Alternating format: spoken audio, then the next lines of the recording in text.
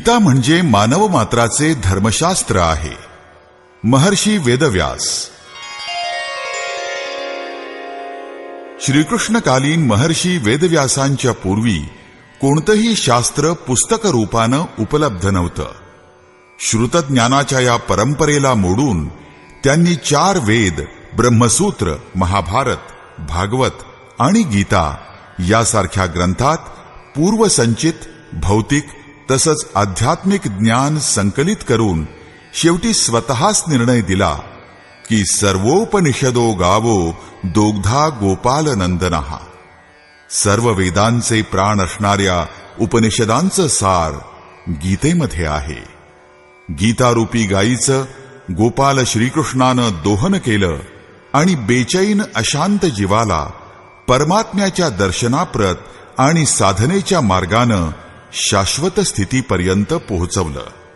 महर्षी व्यासांनी आपल्या ग्रंथामधून गीतेला शास्त्र अशी संज्ञा देऊन गीतेची स्तुती केली आणि सांगितलं, गीता सुगीता कर्तव्या किमन्यै शास्त्र विस्तरैः या स्वयं पद्मनाभस्य मुखपद्माद विनिसृता.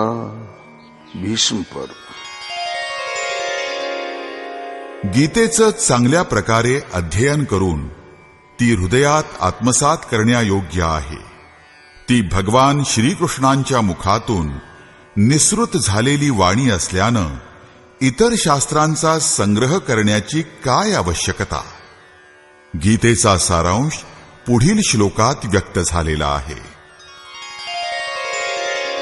एकम शास्त्रम देवकी पुत्र गीतम एको देवो देवकी पुत्रेव एको मंत्र तस्य नामानि यानि कर्माप्येकम तस्य देवस्य सेवा.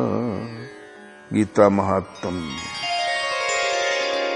अर्थात एकच असं शास्त्र आहे जे देवकी पुत्र भगवान श्रीकृष्णाच्या मुखातून गायलं गेलं आहे.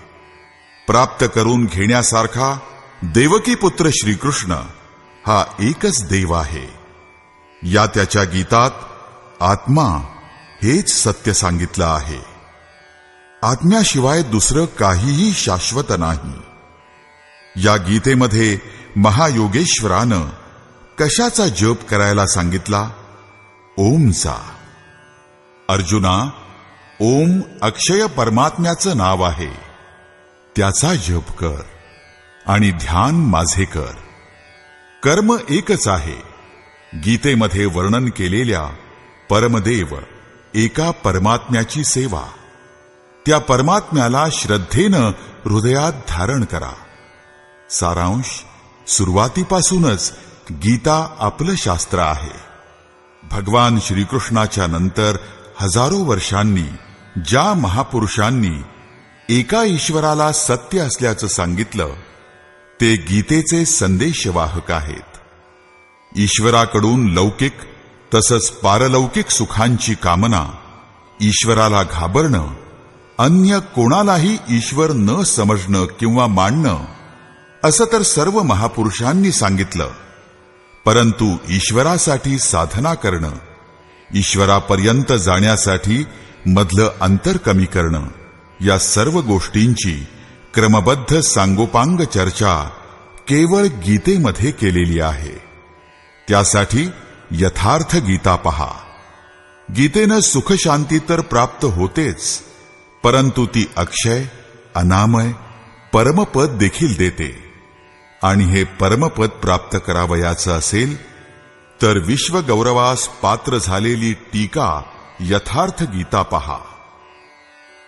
जगात सर्वत्र गीतेचा आदर केला जातो. तरीही ही गीता कोणत्याही धर्माचा किंवा संप्रदायाचा ग्रंथ बनू शकला नाही. कारण संप्रदाय कोणत्या ना कोणत्या रूढींनी जखडलेले असतात. भारतामध्ये प्रकट झालेली गीता म्हणजे विश्वातील विद्वानांचा अनमोल ठेवा आहे. आणि म्हणूनच गीतेला राष्ट्रीय ग्रंथाचा, शास्त्राचा मान देऊन उच्च नीच भावाने, भेदभावाने तसंच कलह परंपरेनं पीडित असणाऱ्या विश्वातील संपूर्ण जनतेला परमशांती देण्याचा प्रयत्न करावा. ओम.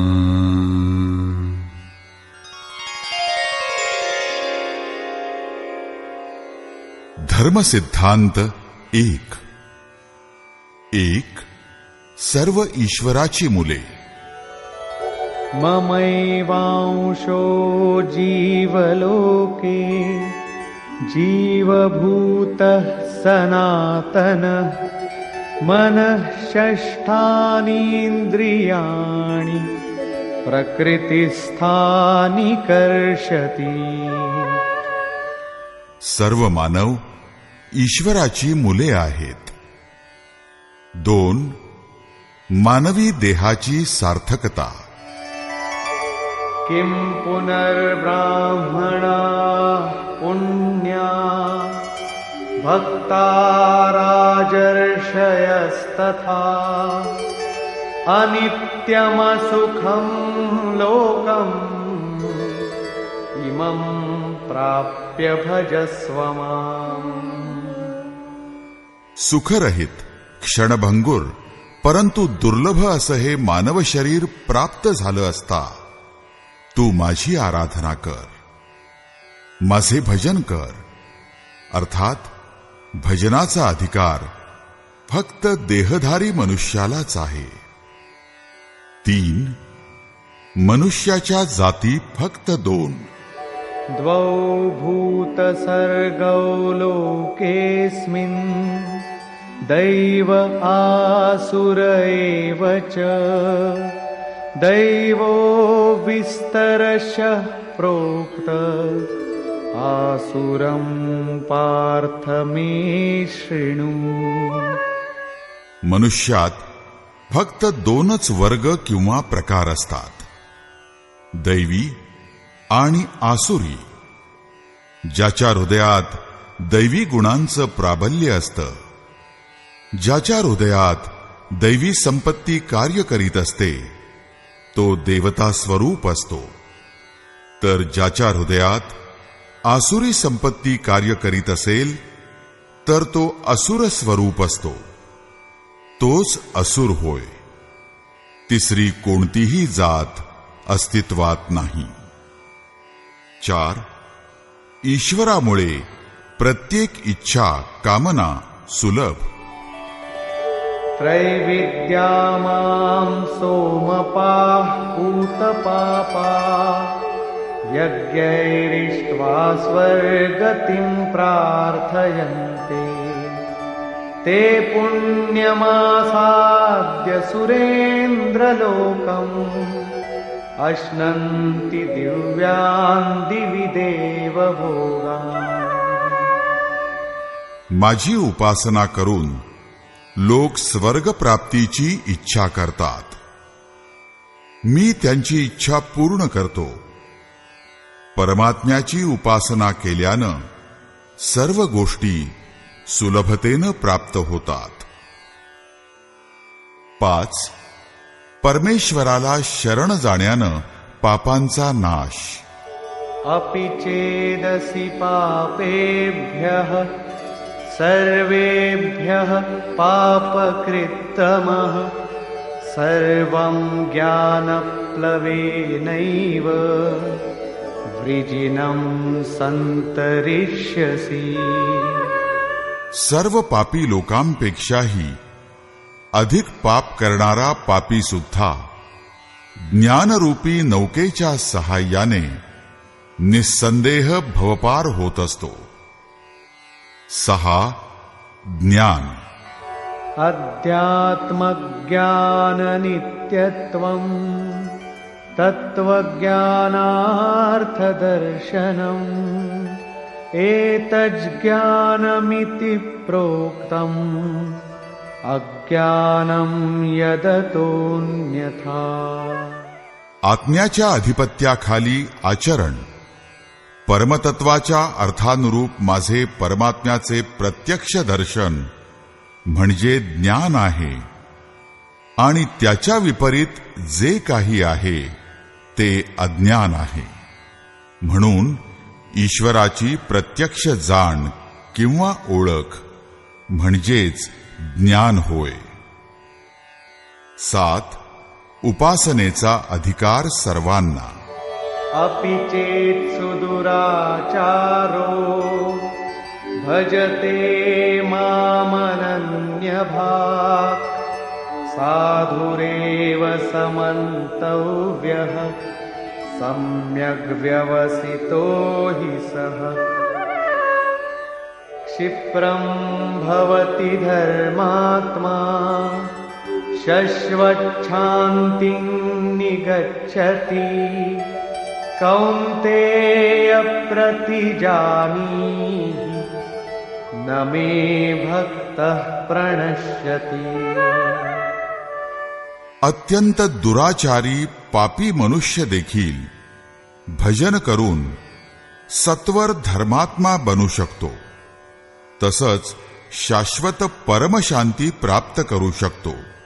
आणि म्हणून ज्यानं स्वतःला संपूर्णपणे भगवतचरणी समर्पित केलं आहे तो धर्मात्मा होय. 8. भगवत मार्गात बीज नष्ट होत नाही. नेहाभिक्रमनाशोऽस्ति प्रत्यवायो न विद्यते स्वल्पमप्यस्य धर्मस्य त्रायते महतो भयात्. आत्मदर्शनाच्या क्रियेच्या स्वल्प आचरणाने देखील जन्ममरणाच्या महान भयापासून मनुष्याचा उद्धार होतो. 9. ईश्वराचा वास. ईश्वरः सर्वभूतानां हृद्देशेऽर्जुन तिष्ठति भ्रामयन् सर्वभूतानि यंत्रारूढानि मायया. सर्व भूतमात्रांच्या प्राण्यांच्या हृदयात ईश्वराचा वास असतो. तमेव शरणं गच्छ सर्वभावेन भारत तत्प्रसादात् परां शान्तिं स्थानं प्राप्स्यसि शाश्वतम्. सर्व भावानं त्या परमात्म्याला शरण जाल तर त्याच्या कृपेनं तुम्हाला परमशांती आणि शाश्वत परमधाम प्राप्त होईल. 10. यज्ञ. सर्वाणीन्द्रियकर्माणि प्राणकर्माणि चापरे आत्मसंयमयोगाग्नौ जुह्वति ज्ञानदीपिते. ज्ञानानं प्रदीप्त झालेल्या आत्मसंयमरूपी योगाग्नीत सर्व इंद्रियांची कर्मे आणि मनाचे सर्व विकार यांचं हवन केलं जातं. अपाने जुह्वति प्राणं प्राणे पानं तथा परे प्राणापानगतिरुद्ध्वा प्राणायामपरायणा. बरेचसे योगी श्वासाचं प्रश्वासात हवन करतात आणि दुसरे बरेचसे प्रश्वासाचं श्वासात हवन करतात. यानंतर थोडी उन्नत अवस्था प्राप्त झाल्यानंतर श्वास प्रश्वास यांच्या गतीचा निरोध करून ते प्राणायामामध्ये तल्लीन होऊन जातात. या प्रकारे योग साधनेच्या विधी विशेषालाच यज्ञ असं म्हणतात. त्या यज्ञाला कार्यरूप देणं म्हणजे कर्म होय. 11. यज्ञाचा अधिकार. यज्ञशिष्टामृतभुजो यान्ति ब्रह्म सनातनम् नायं लोकोऽस्त्ययज्ञस्य कुतोऽन्यः कुरु सत्तम. जे यज्ञ करीत नाहीत त्यांना पुन्हा मनुष्य शरीर प्राप्त होत नाही, आणि हे मनुष्य शरीर प्राप्त झालेल्या सर्वांना यज्ञ करण्याचा अधिकार आहे. 12. ईश्वराला पाहता येतं. भक्त्या त्वनन्यया शक्य अहमेवं विधोऽर्जुन ज्ञातुं द्रष्टुं च तत्त्वेन प्रवेष्टुं च परन्तप. अनन्य भक्तीच्या योगानं साधक मला सुलभतेनं प्रत्यक्ष पाहू शकतो, मला ओळखू जाणू शकतो आणि माझ्यामध्ये प्रवेशही करू शकतो. आश्चर्यवत् पश्यति कश्चिदेनम् आश्चर्यवद्वदति तथैव चान्यः आश्चर्यवच्चैनमन्यः शृणोति श्रुत्वाप्येनं वेद न चैव कश्चित्. या अविनाशी आत्म्याकडं कोणी विरळाच आश्चर्य म्हणून, अद्भुत म्हणून पाहतात. अर्थात हे त्याचं प्रत्यक्ष दर्शन होय. 13. आत्माच सत्य आहे, सनातन आहे. अच्छेद्योऽयमदाह्योऽयम् अक्लेद्यो शोष्य एव च नित्यः सर्वगतः स्थाणुः अचलोऽयं सनातनः. आत्माच सत्य आहे, आत्माच सनातन आहे. 14. विधाता आणि त्यापासून उत्पन्न झालेली सृष्टी नश्वर आहे. आब्रह्मभुवनाल्लोकाः पुनरावर्तिनोऽर्जुन मामुपेत्य तु कौन्तेय पुनर्जन्म न विद्यते. ब्रह्मा आणि त्यानं निर्माण केलेली सृष्टी, देवता आणि दानव म्हणजे दुःखाची खाण आहे. ते सर्व क्षणभंगूर आहे, नश्वर आहे. 15. देवपूजा. कामैस्तैस्तैर्हितज्ञानाः प्रपद्यन्तेऽन्यदेवताः तन्तन्नियममास्थाय प्रकृत्या नियताः स्वया. कामवासनांनी ज्यांची बुद्धी विकृत झालेली आहे असे मूढ बुद्धीचे लोक परमात्म्या व्यतिरिक्त अन्य देवतांची पूजा करतात. येऽप्यन्यदेवता भक्ता यजन्ते श्रद्धयान्विताः तेऽपि मामेव कौन्तेय यजन्त्यविधिपूर्वकम्. अर्थात देवतांची पूजा करणारे माझीच पूजा करीत असतात, परंतु ते पूजन अविधीपूर्वक असल्यानं नष्ट होऊन जातं. कर्षयन्तः शरीरस्थं भूतग्राममचेतसः मां चैवान्तः शरीरस्थम् तान् विद्यासुरनिश्चयान्. सात्विक श्रद्धा असणारे देवतांची पूजा करतात, परंतु असं पूजन करणाऱ्यांनाही तू असुर समज. 16. अधम.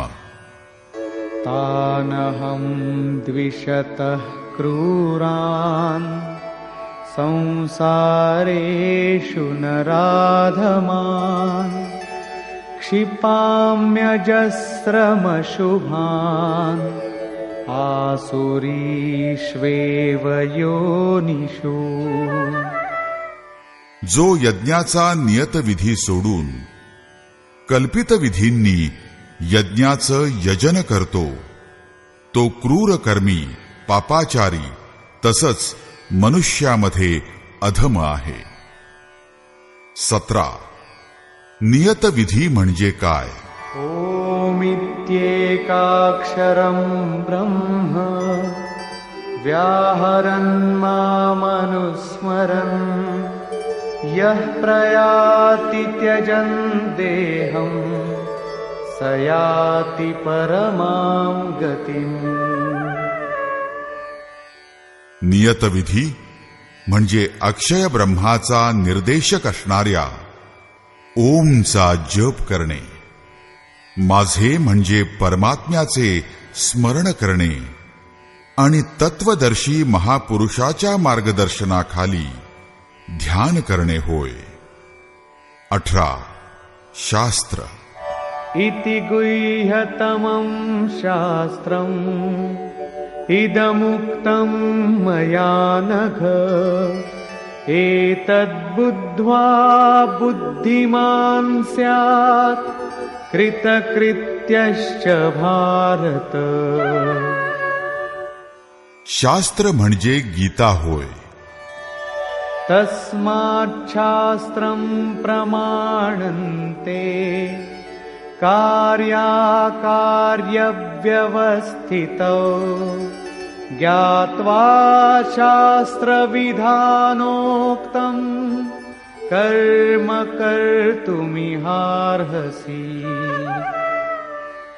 कर्तव्य कोणते आणि अकर्तव्य कोणते हे ठरवताना शास्त्र प्रमाण समजले जाते. तेव्हा गीतेमध्ये, शास्त्रामध्ये जो निर्धारित विधी सांगितला आहे त्याप्रमाणे आचरण करावे. 19. धर्म. सर्वधर्मान् परित्यज्य मामेकं शरणं व्रज अहं त्वा सर्वपापेभ्यो मोक्षयिष्यामि मा शुचः. धार्मिक उलथापालत सोडून तू फक्त मला शरण ये. अर्थात भगवंताच्या ठिकाणी संपूर्ण समर्पण हेच धर्माचं मूळ आहे. त्या दयाघन प्रभूला प्राप्त करण्याचे नियत विधीचे आचरणच धर्माचरण होय. अध्याय 2 श्लोक 40. आणि जो हे आचरण करतो तो मनुष्य अत्यंत पापी असला तरी तो शीघ्र धर्मात्मा बनतो. अध्याय 9 श्लोक 30. 20. ब्रह्मणो हि प्रतिष्ठाहम् अमृतस्याव्ययस्य च शाश्वतस्य च धर्मस्य सुखस्यैकान्तिकस्य च. त्या अविनाशी ब्रह्माचा, अमृताचा, शाश्वत धर्माचा आणि अखंड एकरस आनंदाचा आश्रय, आधार मीच आहे. अर्थात परमात्मा स्थित सद्गुरु हेच या सर्वांचे आश्रय आहेत, आधार आहेत. नोट. विश्वातील सर्व धर्मांची सत्यधारा म्हणजे गीतेचेच प्रसारण होय.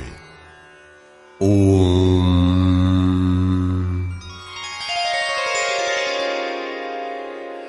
प्रस्तावना. वास्तविक गीतेवर टीका लिहिण्याची खरोखर आज काहीच आवश्यकता नाही.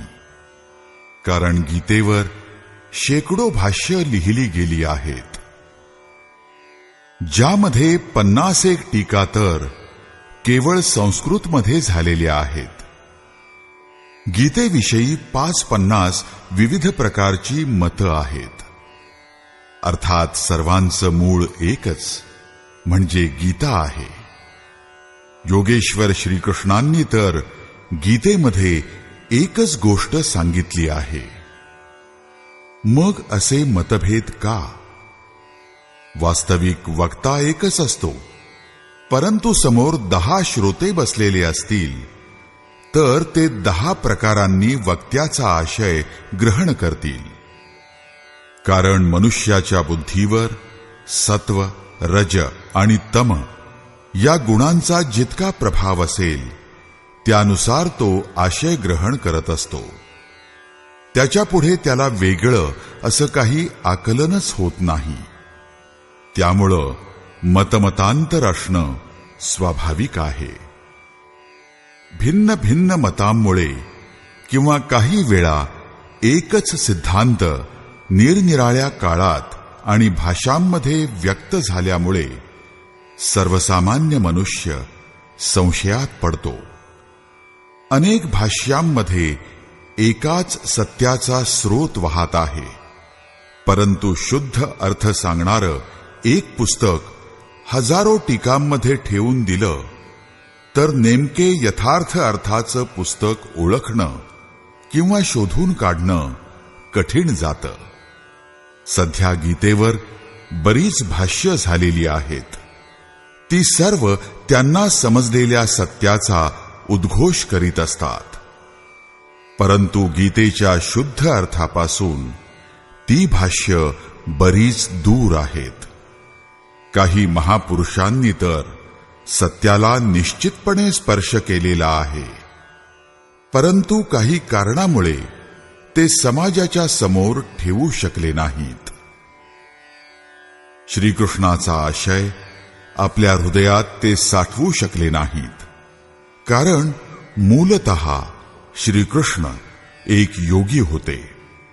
श्रीकृष्ण ज्या स्तरावरची गोष्ट करतात त्या स्तरावर क्रमाक्रमानं पोहोचून उभा राहणारा महापुरुष अक्षरशः असं दाखवू शकेल की श्रीकृष्णांनी जेव्हा गीतेचा उपदेश केला त्यावेळी त्यांच्या मनात कोणता भाव आशय होता.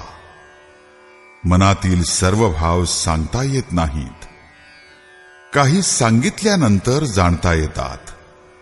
काही भाव भावनांच्या द्वारा व्यक्त होतात आणि बाकीचे पूर्णपणे क्रियात्मक आचरणाचे असतात.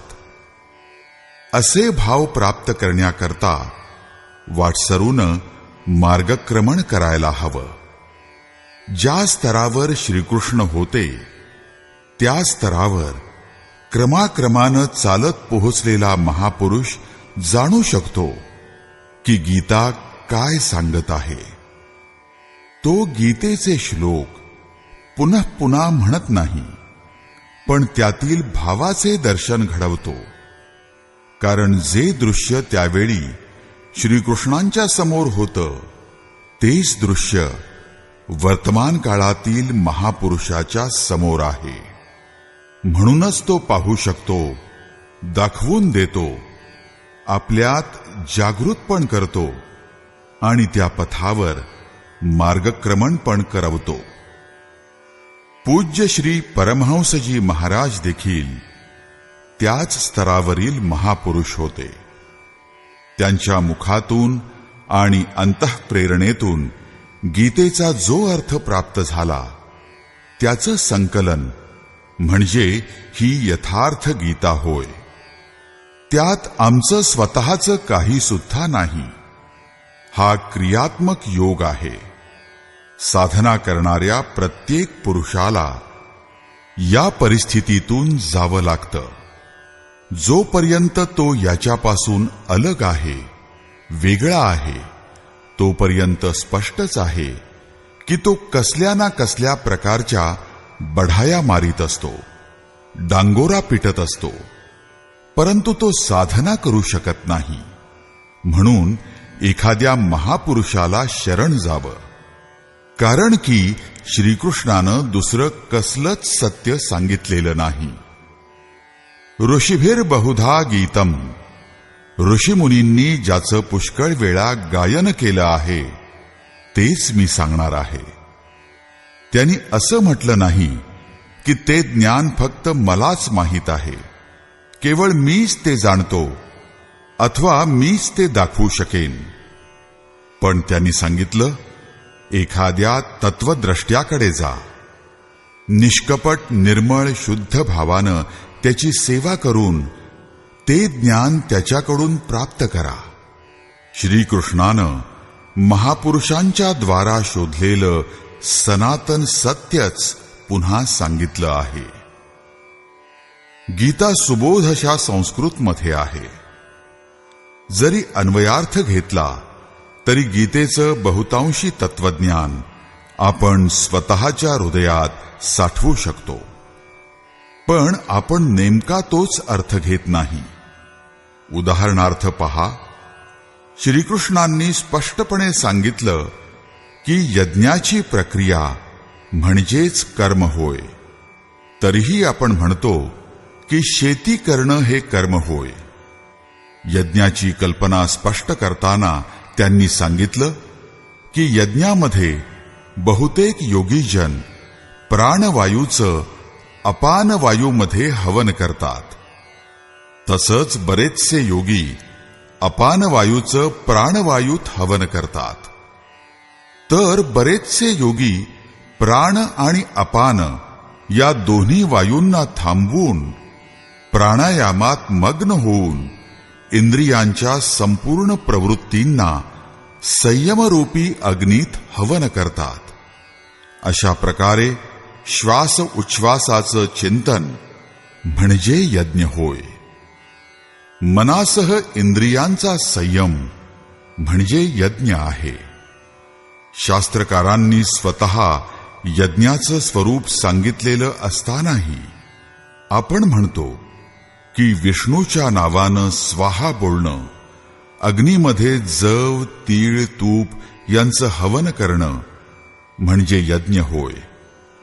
श्रीकृष्णांनी मात्र असा एक शब्दही सांगितलेला नाही.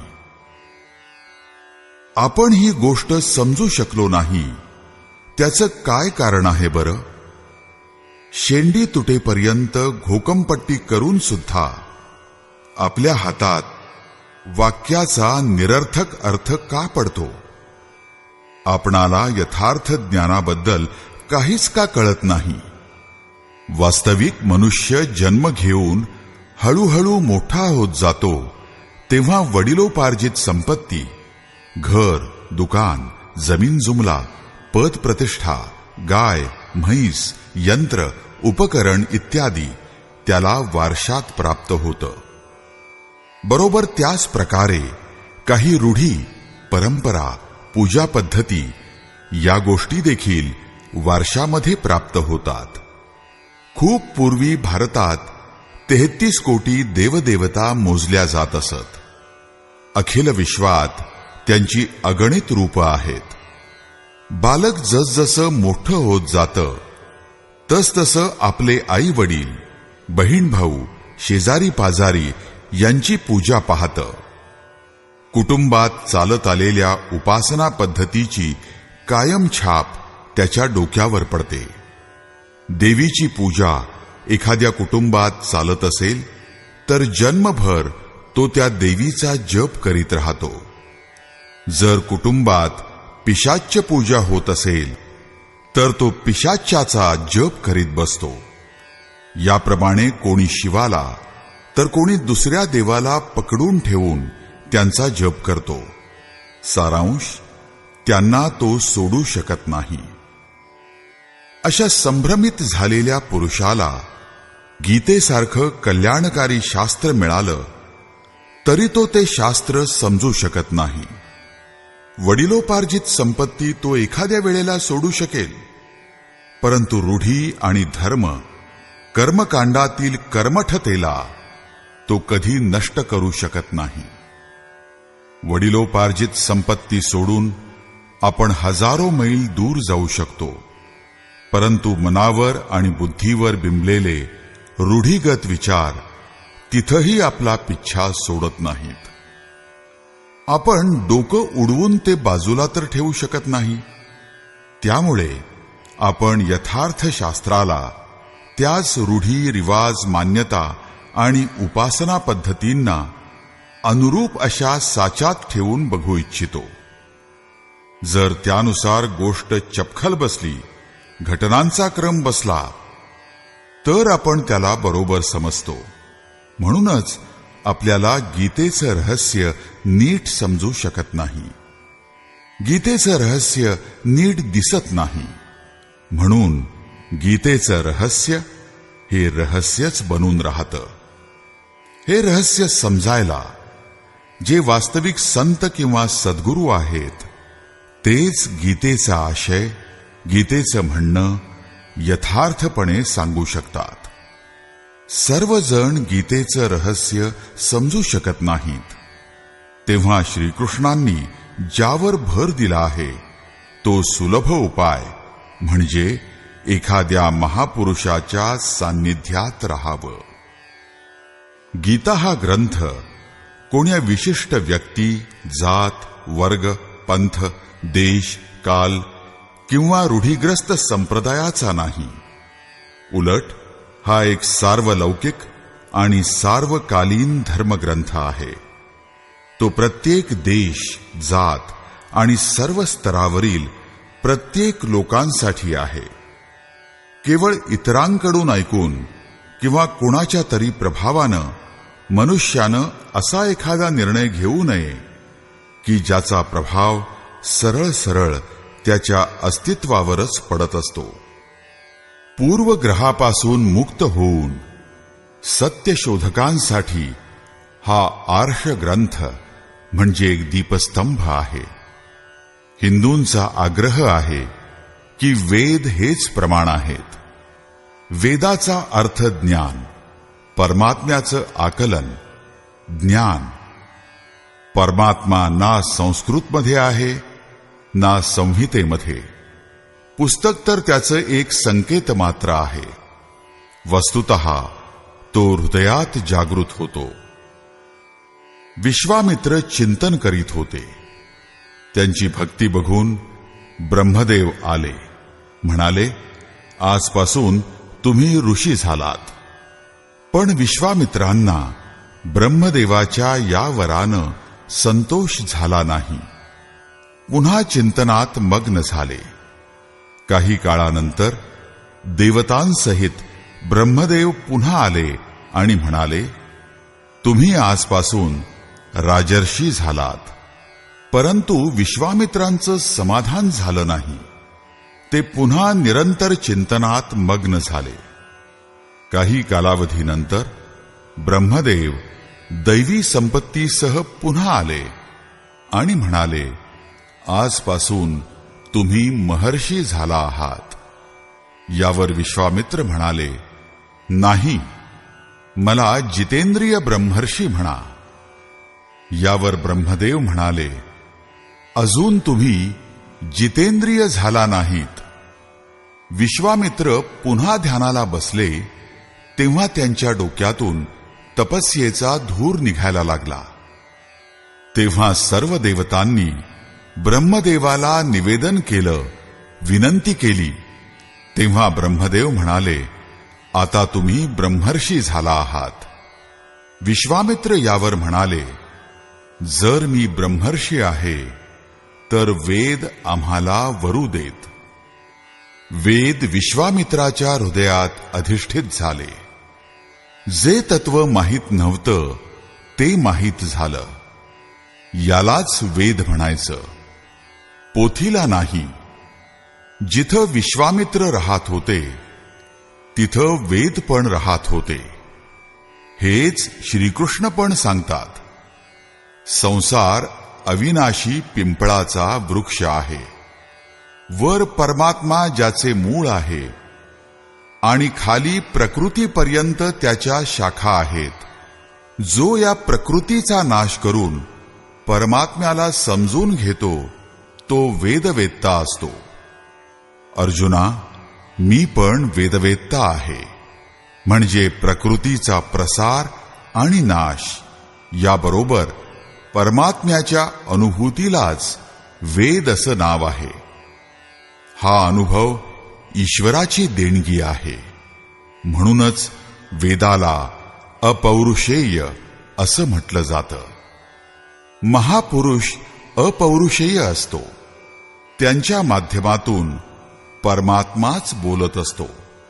ते महापुरुष परमात्म्याचे संदेश प्रसारक होऊन जातात.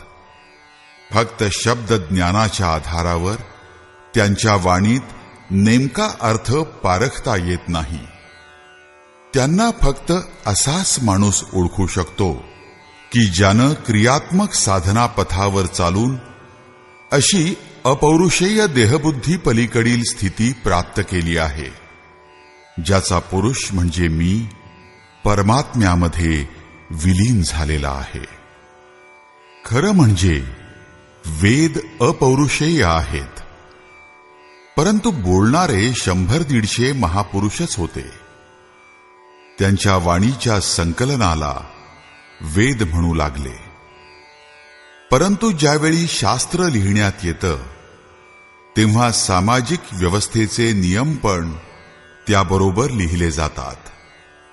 महापुरुषाच्या नावावर जनता त्याचं पण पालन करू लागते, जरी धर्माबरोबर त्यांचा नाममात्र पण संबंध राहिलेला नसतो.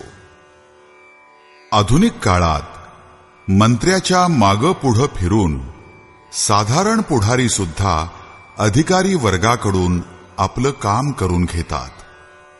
खरं म्हणजे मंत्री महोदय अशा पुढाऱ्याला ओळखत पण नाहीत. या प्रकारे सामाजिक उपयुक्तता तत्कालीनच होत असते. वेदांच्या बाबतीतही असंच आहे. त्यांचे चिरंतन सत्य उपनिषदात ग्रंथित केलेलं आहे. त्या उपनिषदांचा सारांश म्हणजे योगेश्वर श्रीकृष्णाची वाणी गीता होय. थोडक्यात गीता ही अपौरुषेय वेदसागरातून घुसळून काढलेल्या उपनिषदरूपी अमृताचे सार सर्वस्व आहे. अशा प्रकारे प्रत्येक महापुरुष की जो परमात्म्याची प्राप्ती करतो तो स्वतःच एक धर्मग्रंथ आहे. त्याच्या वाणीचं संकलन अखिल विश्वात कुठंही होऊ दे त्याला शास्त्र म्हटलं जातं. परंतु काही धार्मिक मंडळींचं असं म्हणणं आहे की जेवढं कुराणात लिहिलं आहे तेवढंच सत्य आहे. आता कुराण परत उतरणार नाही.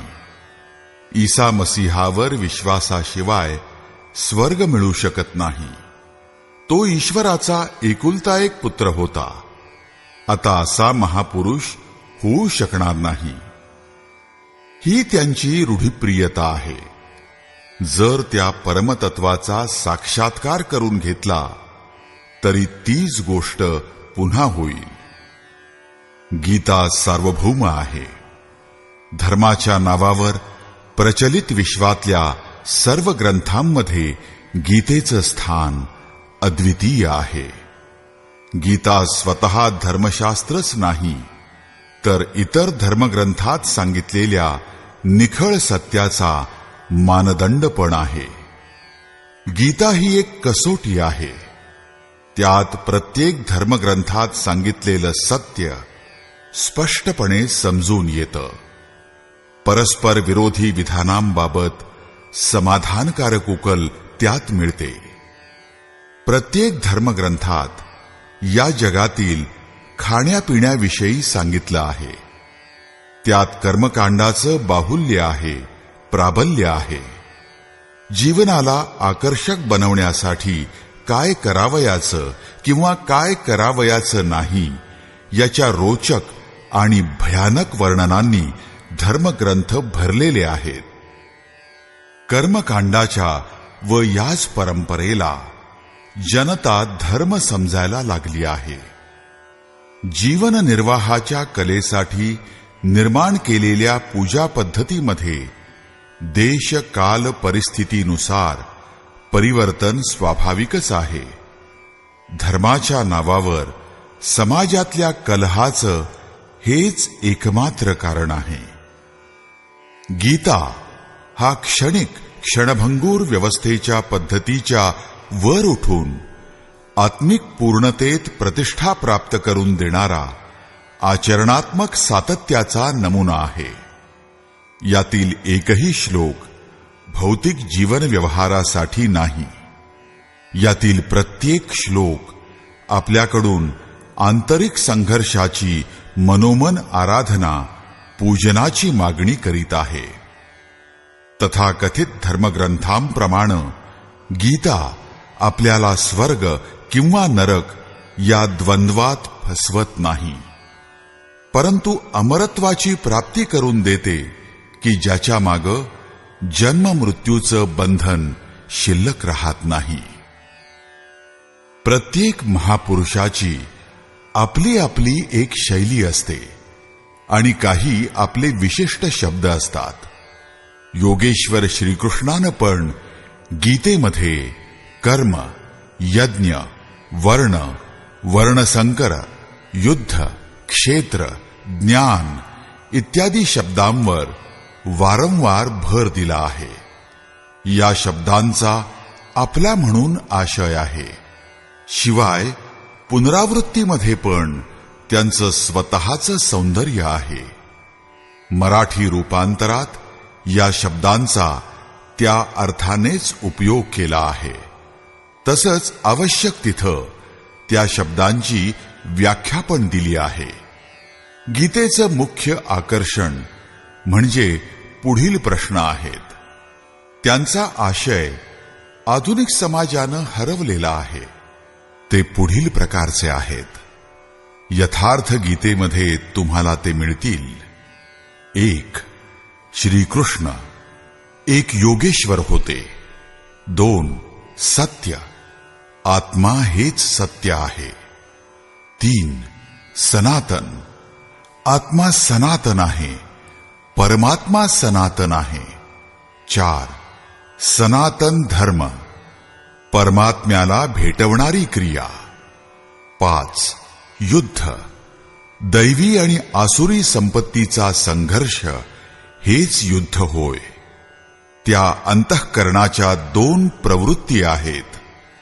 त्या दोन्हींचे नष्ट होणे हाच युद्धाचा अंतिम परिणाम होय. 6. युद्धस्थान, हे मानव शरीर आणि मनासह इंद्रियांचा समूह हे युद्धस्थळ आहे. 7. ज्ञान, परमात्म्याची प्रत्यक्ष जाणकारी म्हणजे ज्ञान होय. 8. योग, या संसारातील संयोग वियोग रहित अव्यक्त ब्रह्माशी मिलन होणे म्हणजे योग होय. 9. ज्ञानयोग, आराधना हेच कर्म आहे. स्वतःवर विश्वास ठेवून स्वसामर्थ्यावर अवलंबून राहून कर्माला प्रवृत्त होणे हाच ज्ञानयोग होय. 10. निष्काम कर्मयोग, इष्ट म्हणजे ईश्वरावर विश्वास श्रद्धा ठेवून समर्पणासह कर्म करण्यास प्रवृत्त होणं म्हणजे निष्काम कर्मयोग होय. 11. श्रीकृष्णांनी कोणतं सत्य दाखवलं? श्रीकृष्णांनी तेच सत्य दाखवलं की जे तत्वदर्शी महापुरुषांनी आधीच पाहिलं होतं, तसेच पुढेही ते पाहणार आहेत. 12. यज्ञ, साधनेच्या विशेष पद्धतीला यज्ञ असं नाव आहे. 13. कर्म, यज्ञाला कार्यरूप देणं म्हणजेच कर्म होय. 14. वर्ण, आराधनेची एकच पद्धत की जिला कर्म म्हणतात आणि ज्या पद्धतीला 4 श्रेणींमध्ये विभागला आहे तेच 4 वर्ण होत. हे एकाच साधकाचे उच्च नीच स्तर आहेत, जाती नाहीत. 15. वर्णसंकर, परमात्म्याच्या पथावरून पदच्युत होणे, साधनेमध्ये भ्रम उत्पन्न होत जाणे म्हणजेच वर्णसंकर होय. 16. मनुष्याची श्रेणी अर्थात वर्ग. अंतःकरणाच्या स्वभावानुसार मनुष्य 2 प्रकारचा असतो, एक देवांसारखा आणि दुसरा असुरांसारखा. याच माणसाच्या 2 जाती आहेत. त्या मनुष्याच्या स्वभावाद्वारे ठरतात आणि या स्वभावात चढ उतार होतच असतो. 17. देवता. हृदयरूपी प्रदेशात परमदेवाचं देवत्व मिळवून देणाऱ्या गुणांचा समूह म्हणजे देवता होय. बाह्य देवतांची पूजा म्हणजे मूर्खपणा होय. 18. अवतार. व्यक्तीच्या हृदयात होतो, बाहेर होत नाही. 19. विराट दर्शन. योग्याच्या हृदयात ईश्वराकडून दिली गेलेली किंवा झालेली अनुभूती होय. परमेश्वर साधकाची दृष्टी बनून उभे राहतात तेव्हा दिसू लागतात. 20. पूजनीय देव इष्ट. एकमात्र परात्पर ब्रह्म फक्त पूज्य देव आहे. त्याला शोधण्याचं ठिकाण म्हणजे हृदयरूपी प्रदेशातच आहे. त्याची प्राप्ती होण्याचा स्रोत त्याच अव्यक्त स्वरूपात स्थिरावलेल्या सिद्ध महापुरुषांच्या द्वारा वाहत जातो. आता यामधून योगेश्वर श्रीकृष्णाचे स्वरूप समजण्यासाठी 3ऱ्या अध्यायापर्यंत आपल्याला वाचायला हवं. 13व्या अध्यायापर्यंत आपल्याला स्पष्टपणे समजेल की श्रीकृष्ण एक योगी होते. 2ऱ्या अध्यायापासून सत्य दिसायला लागेल. सनातन आणि सत्य एक दुसऱ्याचे पूरक आहेत हेही 2ऱ्या अध्यायापासूनच स्पष्ट व्हायला लागेल आणि तसं ते पूर्ण होईपर्यंत चालेल. अध्याय 4पर्यंत युद्ध म्हणजे संघर्ष स्पष्ट व्हायला लागेल आणि 11व्या अध्यायात संशयाचं निराकरण होईल. असंच अध्याय 16व्यापर्यंत पाहायला पाहिजे. युद्धक्षेत्र समजून घेण्यासाठी 13वा अध्याय पुन्हा पुन्हा पहावा. ज्ञान 4थ्या अध्यायापासून स्पष्ट होईल. तसंच 13व्या अध्यायात ते चांगल्या प्रकारे समजायला लागेल की प्रत्यक्ष दर्शनाचं नाव ज्ञान आहे. 6व्या अध्यायापर्यंत योगाचं स्वरूप आपण समजू शकाल. तसं पाहता पूर्ण होईपर्यंत योगाच्या निरनिराळ्या अंगाची परिभाषा आहे. अध्याय 3 पासून 6 पर्यंत ज्ञानयोग स्पष्ट होईल. पुढे पाहण्याची खास आवश्यकता नाही.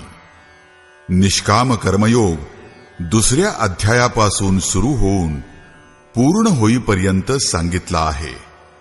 अध्याय 3पासून 4पर्यंत अध्ययन केल्यानं यज्ञाचं स्वरूप स्पष्ट होईल. अध्याय 2:39 मध्ये कर्माचं नाव प्रथमच उच्चारलं आहे. या श्लोकापासून 4थ्या अध्यायापर्यंत वाचल्यावर कर्माचा अर्थ आराधना भजन का आहे हे स्पष्ट होईल. अध्याय 16 आणि 17 आत्माच सत्य आहे हा विचार स्थिर करतो. 3ऱ्या अध्यायात वर्णसंकर म्हणजे काय ते समजतं, तर अध्याय 4मध्ये अवतार म्हणजे काय त्याचा अर्थ स्पष्ट होतो. वर्ण व्यवस्थेसाठी 18वा अध्याय पहावा. अर्थात 3-4 अध्यायात त्याचे सूचन आहे, पण विस्तारानं स्पष्टता 18व्या अध्यायातच आहे. मनुष्याच्या जाती 2, देव आणि आसुर. त्याची स्पष्टता 16व्या अध्यायात आहे. 10व्या अध्यायापासून विराट दर्शनाला सुरुवात करून 11व्या अध्यायापर्यंत त्याची स्पष्टता केली आहे. अध्याय 7, 9 आणि 15 मध्ये पण यावर प्रकाश टाकण्यात आला आहे. अध्याय 7, 9 आणि 17 मध्ये बाह्य देवतांची अस्तित्वहीनता स्पष्ट होत जाते. परमात्म्याच्या पूजेचं ठिकाण फक्त हृदय प्रदेशातच आहे. त्या हृदयात ध्यान, श्वासोच्छ्वासाचं चिंतन इत्यादी क्रिया एकांतात बसून केल्या जातात, मंदिर मूर्ती समोर नाही. हे अध्याय 3, 4, 6 आणि 18 मध्ये स्पष्ट केलं आहे. जरी अध्याय 6 पर्यंत गीतेचं अध्ययन केलं तरी यथार्थ गीता या ग्रंथाचा मूळ आशय आपल्या लक्षात येईल. त्यासाठी जास्त विचार करण्याची आवश्यकता नाही. गीता जीवन संग्रामाचं साधन नाही, परंतु जीवन संघर्षामध्ये शाश्वत विजय मिळवण्याचं एक सक्रिय प्रशिक्षण आहे. म्हणून तो एक युद्ध ग्रंथ आहे की तो खराखुरा विजय मिळवून देतो. परंतु गीतेमध्ये सांगितलेले युद्ध तलवार, धनुष्यबाण, गदा किंवा फरशीनं लढलं जाणारं लौकिक सांसारिक युद्ध नाही. तसंच या युद्धात शाश्वत विजय सुद्धा मिळत नाही. हा तर सत असत प्रवृत्तींचा संघर्ष आहे. त्याच्या रूपकात्मक वर्णनाची परंपरा चालत आलेली आहे. वेदामध्ये इंद्र, वृत्त, विद्या आणि अविद्या, पुराणात देव आणि असुर यांचा संग्राम, महाकाव्यात राम आणि रावण, कौरव आणि पांडवांच्या संघर्षालाच गीतेमध्ये धर्मक्षेत्र आणि कुरुक्षेत्र, दैवी आणि आसुरी संपत्ती, सजातीय तसंच विजातीय, सद्गुण आणि दुर्गुणांचा संघर्ष असं संबोधलं आहे.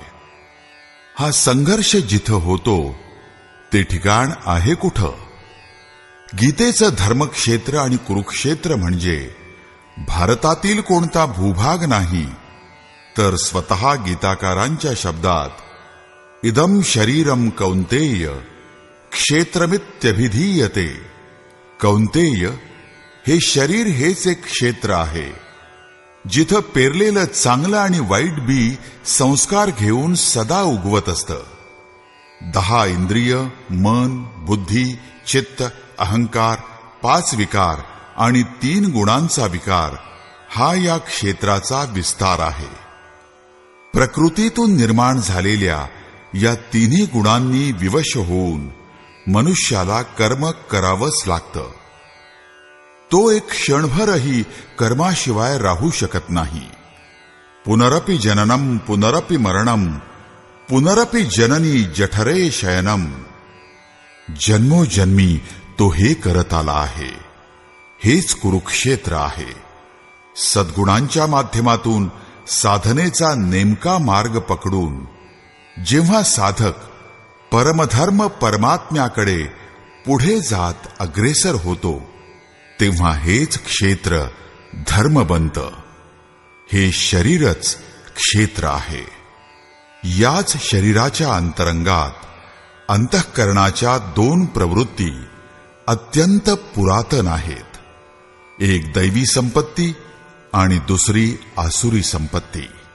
दैवी संपत्तीची उदाहरणं पुण्यरूपी पांडू आणि कर्तव्य रूपातील कुंती.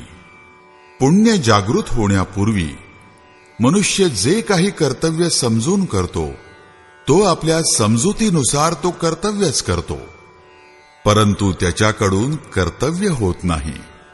कारण पुण्याशिवाय कर्तव्याला समजून घेताच येत नाही. कुंतीनं पांडूशी संबंध येण्यापूर्वी जे काही मिळवलं होतं तो होता कर्ण. तो जन्मभर कुंतीच्या मुलांशी लढत राहिला. पांडवांचा कट्टर शत्रू जर कोणी होता तर तो होता कर्ण. विजातीय कर्म म्हणजेच कर्ण होय, जो बंधनकारक आहे, ज्याच्यामध्ये परंपरागत रूढींचे चित्रण आहे, पूजा पद्धती शरीराला सोडत नाही. पुण्य जागे झाल्यावर धर्मरूपी युधिष्ठिर, अनुरागरूपी अर्जुन, भावरूपी भीम, नियमरूपी नकुल, सत्संगरूपी सहदेव, सात्विकतारूपी सात्यकी, शरीर सामर्थ्यरूपी काशीराज, कर्तव्य पालनानं भवसागरावर विजयरूपी कुंतीभोज इत्यादी इष्टोन्मुख मानसिक प्रवृत्तींचा उत्कर्ष होतो. त्यांची संख्या 7 अक्षौहिणी आहे. अक्ष दृष्टीला म्हणतात. सत्यमय दृष्टिकोनानं जी एकत्र केली आहे ती दैवी संपत्ती. परमधर्म परमात्म्याकडं मोठं अंतर पार पाडण्यासाठी 7 शिड्या म्हणजे 7 भूमिका आहेत. केवळ एक संख्याविशेष नाही. खरं पाहता या प्रवृत्ती अनंत आहेत, अगणित आहेत. दुसऱ्या बाजूला आहे कुरुक्षेत्र, ज्यामध्ये 10 इंद्रिय आणि मन अशी 11 अक्षौहिणी सेना आहे. मनासह इंद्रियांच्या अधीन दृष्टिकोनामुळे जी एकत्र केली गेलेली आहे ती आहे आसुरी संपत्ती. त्यातच अज्ञानरूपी धृतराष्ट्र आहे, जो सत्य जाणून सुद्धा आंधळा बनला आहे. त्याची पत्नी आहे गांधारी. गांधारी म्हणजेच इंद्रियांना आधार देणारी प्रवृत्ती.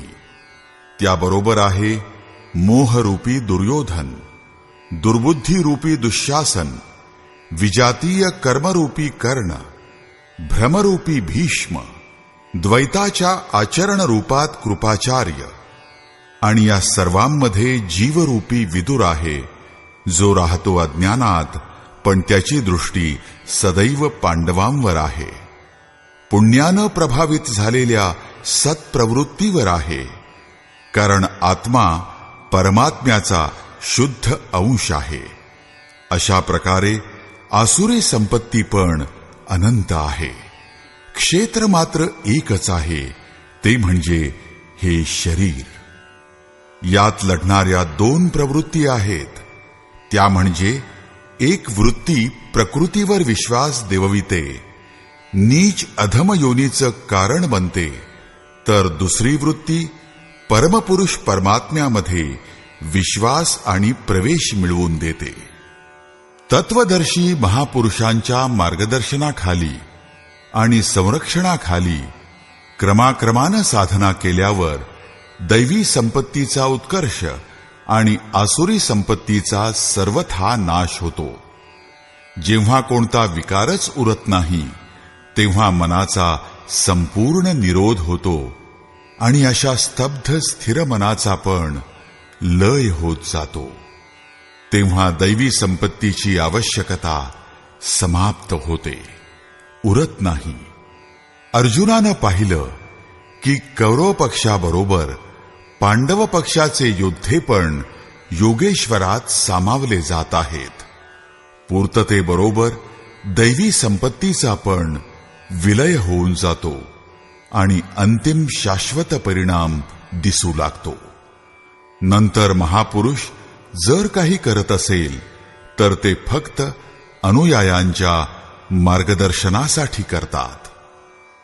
लोकसंग्रहाच्या या भावनेनं महापुरुषांनी सूक्ष्म मनोभावांचं वर्णन त्यांना ठोस स्वरूप देऊन केलं आहे. गीता छंदोबद्ध आहे, व्याकरणयुक्त आहे, परंतु गीतेतील पात्र प्रतिकात्मक आहेत.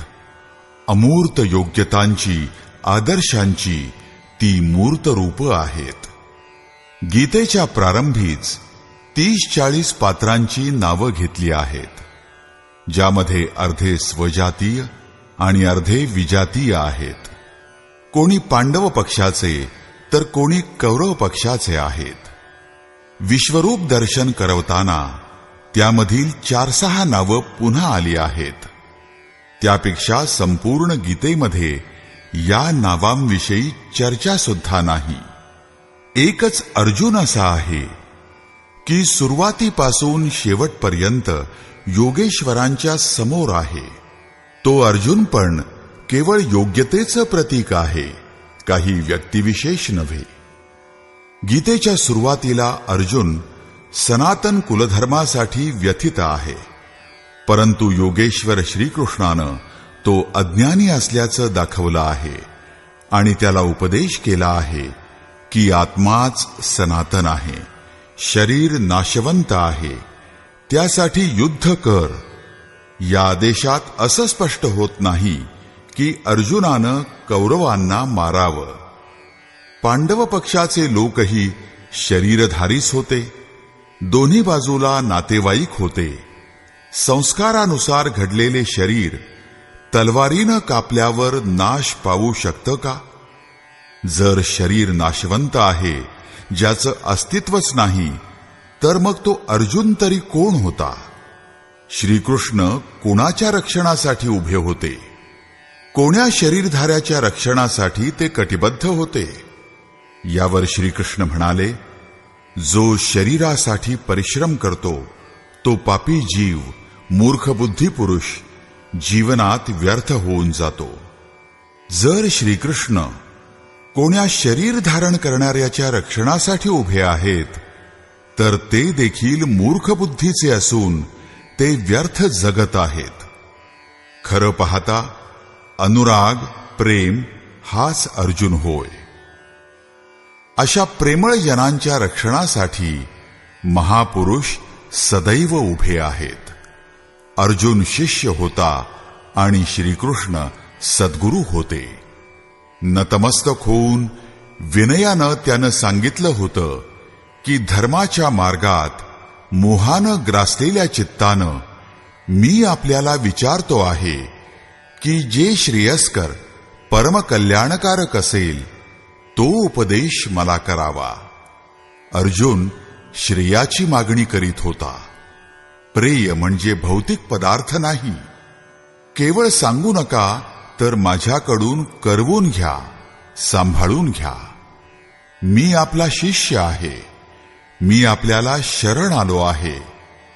अशा प्रकारे गीतेमध्ये ठिकठिकाणी हे स्पष्ट आहे की अर्जुन आर्त अधिकारी आहे आणि योगेश्वर श्रीकृष्ण सद्गुरू आहेत. ते सद्गुरू प्रेमी भक्तांच्या बरोबर सदैव राहतात आणि त्यांना मार्गदर्शन करतात. जेव्हा भावनावश होऊन एखादी भावुक व्यक्ती पूज्य महाराजजींच्या जवळ राहण्यासाठी हट्ट करते, तेव्हा ते सांगत असत, जा शरीरानं कुठंही राहा, मनानं माझ्या जवळ येत राहा. सकाळ संध्याकाळ राम, शिव किंवा ओम यापैकी कोणत्याही 2-2.5 अक्षरांच्या नामाचा जप करा आणि माझ्या स्वरूपाचं हृदयात ध्यान करा. 1 मिनिट देखील माझ्या स्वरूपाला पकडू शकलात तर ज्याचं नामस्मरण भजन करत आहात तोच मी तुम्हाला देईन. त्याला अधिकाधिक पकडू शकलात तर हृदयापासून सारथी बनून सदैव तुमच्या बरोबर राहीन.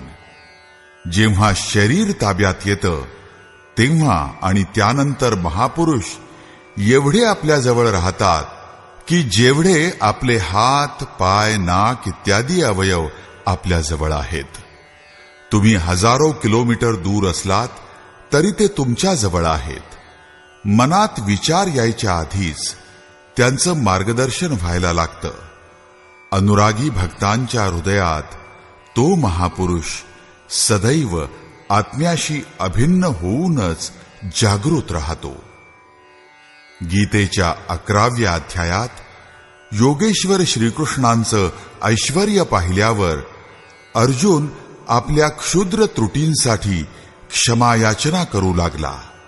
श्रीकृष्णांनी क्षमा केली, कारण अर्जुनाच्या याचनेमुळे सौम्य स्वरूपात येऊन ते म्हणाले, अर्जुना, माझ्या या स्वरूपाला यापूर्वी कोणी पाहिलेलं नाही किंवा भविष्यातही कोणी पाहू शकणार नाही. असं जर आहे तर मग आम्हा सर्वसामान्यांसाठी गीता व्यर्थ आहे, कारण त्या परमात्म्याच्या दर्शनासाठी लागणारी योग्यता अर्जुनापुरतीच सीमित होती. तथापि त्यावेळी संजयही अर्जुनाबरोबर विराट दर्शन पाहत होता. तथापि श्रीकृष्णांनी सांगितलं आहे की बरेचसे योगीजन ज्ञानरूपी तपानं पवित्र होऊन साक्षात माझ्या स्वरूपाला प्राप्त करू शकले आहेत.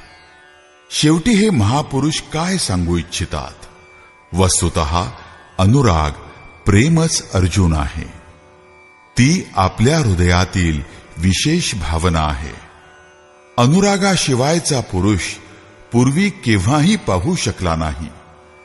तसेच प्रेमळ भाव नसणारा पुरुष भविष्यात पण काही पाहू शकणार नाही.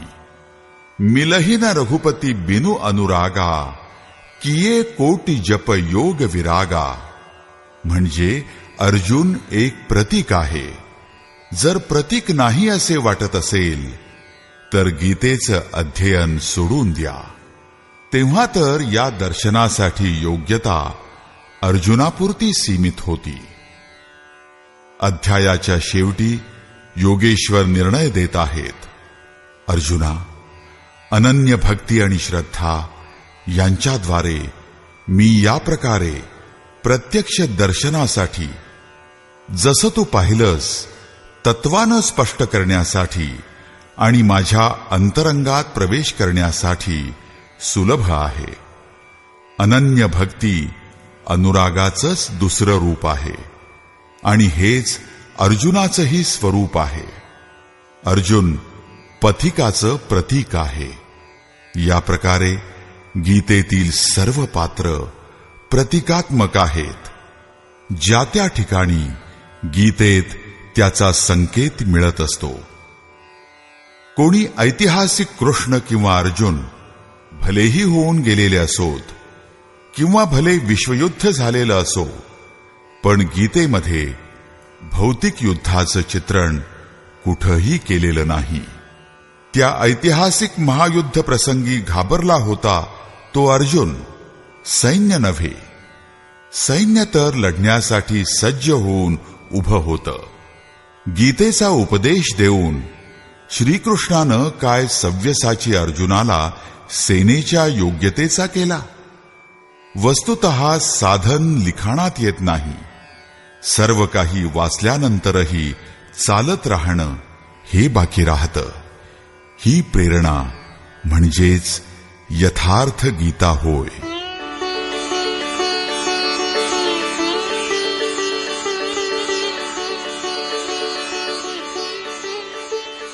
सद्गुरु कृपाश्रयी जगतबंधू स्वामी अडगडानंद. 24 जुलै 1983 ई. श्री गुरुपौर्णिमा 20/2040.